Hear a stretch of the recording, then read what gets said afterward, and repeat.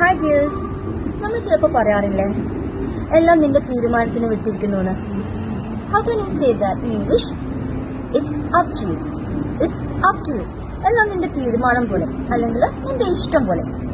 എന്റെ കാല് വേദനിക്കുന്നു, മൈ ലെഗ് ഹേർട്സ്. എന്റെ കാല് വേദനിക്കുന്നു, മൈ ലെഗ് ഹേർട്സ്. ഇനി ഷൂസ് കൊണ്ടിട്ടാണ് വേദനിക്കുന്നെങ്കിലോ, ഷൂസ് കൊണ്ടാണെങ്കിലോ, my shoes heart.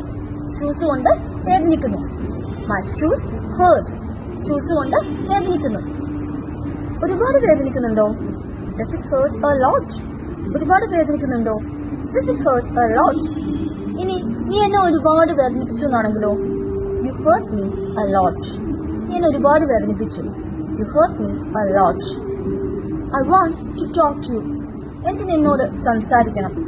I want to talk to you. I need to talk to U.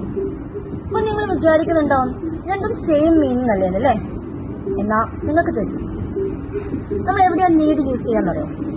വളരെ അത്യാവശ്യമായി ചെയ്തേ പറ്റൂ എന്ന് പറയാനാണ് നമ്മൾ നീഡ് യൂസ് ചെയ്യാം.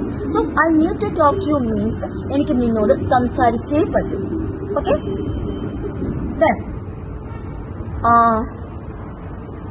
That's for sure. അത് ഉറപ്പാ. That's for sure. അത് ഉറപ്പാ. Come what may. എന്തും വന്നോട്ടെ. Come what may. എന്തും വന്നോട്ടെ മീൻസ് എന്തും സംഭവിച്ചോട്ടെ. Okay, then I think so. എനിക്കങ്ങനെ തോന്നുന്നു. I think so. എനിക്കങ്ങനെ തോന്നുന്നു. I don't think so. എനിക്കങ്ങനെ തോന്നുന്നില്ല. I don't think so. എനിക്കങ്ങനെ തോന്നുന്നില്ല. Let's leave that topic. നമുക്ക് ആ ടോപ്പിക് വിടാം. Let's leave that topic. നമുക്ക് ആ ടോപ്പിക് വിടാം. Let's leave that topic for now means നമുക്ക് തൽക്കാലത്തേക്ക് ആ ടോപ്പിക് വിടാം. Let's leave that topic for now. നമുക്ക് തൽക്കാലത്തേക്ക് ആ ടോപ്പിക് വിടാം. I hope you my have understood. So let's wind up. Take care. Thank U.